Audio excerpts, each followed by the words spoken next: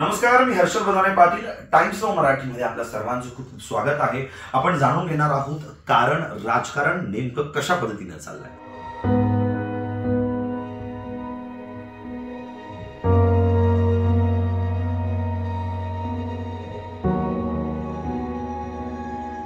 प्रसन्न, हसरा, उमदा, मनमिळाऊ, प्रेमळ आणि विनम्र हे शब्द कानावर पडले तरी हर्षलचा चेहरा डोळ्यासमोर येतो. एखादं टवटवीत फूल असावं तसा होता हर्षल. प्रतिकूल परिस्थितीत सुद्धा उमललेला, दुसऱ्याला आनंद देणारं जणू सुगंधी फूल. धुळ्यापासून 30 किलोमीटर अंतरावर असलेलं बोराडी हे हर्षलचं जन्मगाव.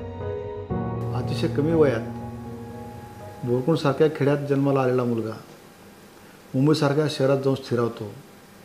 पत्रकारितेत आपलं नाव मोठं करतो. पत्रकारितेच्या माध्यमातून फार उच्च स्तरावर त्याचे आपले संबंध प्रस्थापित करतो. ही छोटी गोष्ट नाही आहे. अवघ्या 30-31 वर्षीय वयाच्या काळामध्ये त्याने जो नावलौकिक मिळवला हे सर्व बघता त्याचं जाणं म्हणजे हे केवळ त्याच्या कुटुंबाची हानी नाही, परिवाराची नाही, समाजाची, गावाची, परिसराची मोठी हानी झालेली आहे.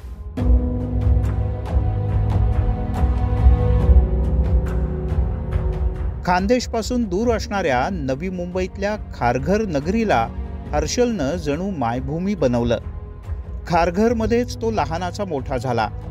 या शहरानं त्याला घडवलं, आकार दिला. कुटुंबाला हातभार लावण्यासाठी हर्षलनं लहानपणापासून अगदी दूध टाकणं, पेपर टाकणं इथपासून अनेक छोटी मोठी कामं केली.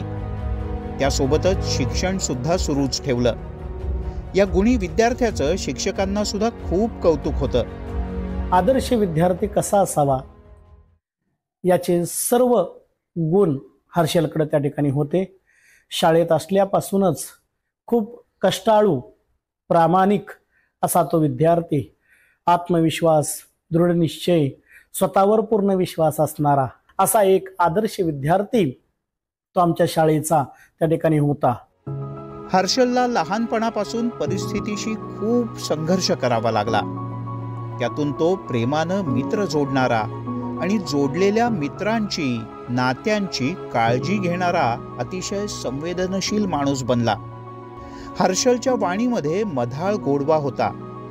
दादासाहेब, दादूस, ताईसाहेब, तायडे, सरजी असं त्याने घातलेली साद ऐकून कोणीही त्याच्या प्रेमात पडायचं. आपल्या या मृदू स्वभावानं हर्षलनं अगणित माणसं जोडली.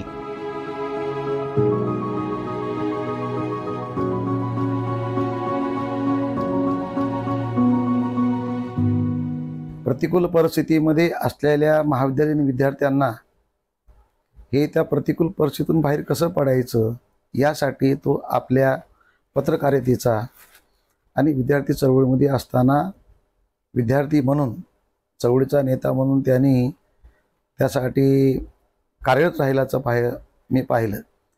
त्यामुळे उपेक्षिताला, वंचितांना न्याय मिळाला पाहिजेत, एक संविधानाचं सूत्र त्याच्या अंगी होतं, एवढंच मला म्हणावंसं वाटतं. सहज संवादाच्या या सिद्धहस्त कलेमुळे हर्षल पत्रकारितेत आला. TV9, साम TV, जय महाराष्ट्र, न्यूज नेशन ते अगदी टाइम्स नाऊ मराठी असा त्याचा पत्रकारितेचा प्रवास. या काळात त्यानं TV मध्ये अँकरिंग केलं आणि उत्तम रिपोर्टर म्हणून सुद्धा स्वतःला सिद्ध केलं. हर्षल खरं त्या अर्थाने दुर्मिळ होतं. ही जी पत्रकारितेसाठीची असलेली असोसिए किंवा जी एक प्रकारे सामान्य माणसासाठी काहीतरी घडवून आणायचं आहे, करायचं आहे, किंवा जो गरजू आहे त्याला जाऊन मदत करायची, हे त्याच्यामध्ये प्रचंड होतं. आणि हे आत्ताच्या काळामध्ये अत्यंत एक प्रकारचा दुर्मिळ असा हा गुण आहे. आणि तो दुर्मिळ गुण हर्षलमध्ये होता. पत्रकार म्हणून त्याच्यासमोर खूप मोठं एक क्षितिज अजून त्याला बोलवत होतं. आई, वडील आणि अलीकडेच त्याच्या आयुष्यात आलेली पत्नी शिवाली.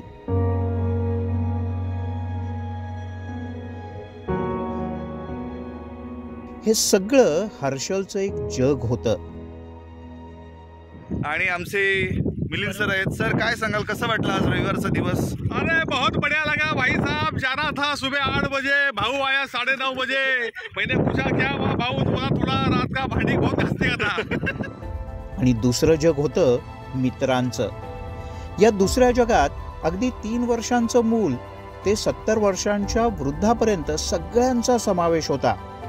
आणि हा हर्षल या सगळ्यांचा हक्काचा हर्षल भाऊ होता.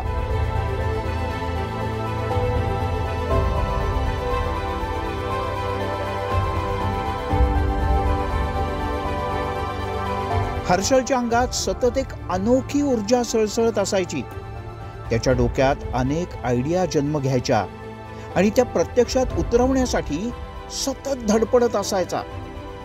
मग गणपतीच्या काळात सुबक गणेश मूर्तींची विक्री असो, दिवाळीत फटाक्यांचा स्टॉल असो की दीपारंभ सारखा दिवाळी अंक, या सगळ्या उपक्रमातून त्याच्या भोवती माणसं जमत असायची.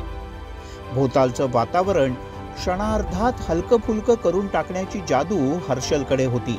अत्यंत हळव्या असलेल्या हर्षलच्या मनात द्वेषाला कधीच थारा नव्हता.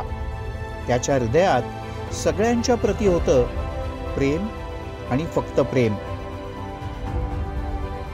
हर्षल नेमका कोण होता हे अजूनही मला उमगलेलं नाही.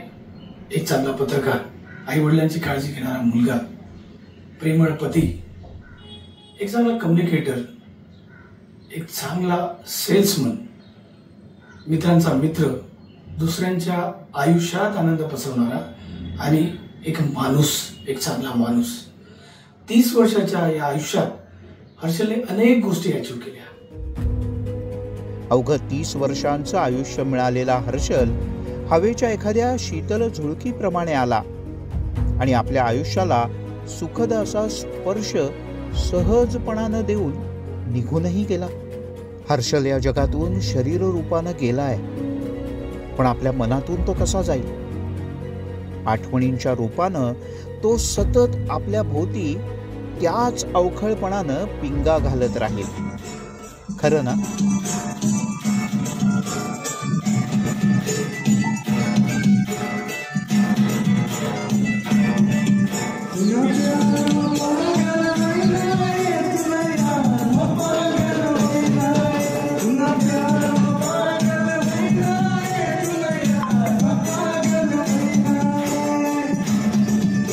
मिठू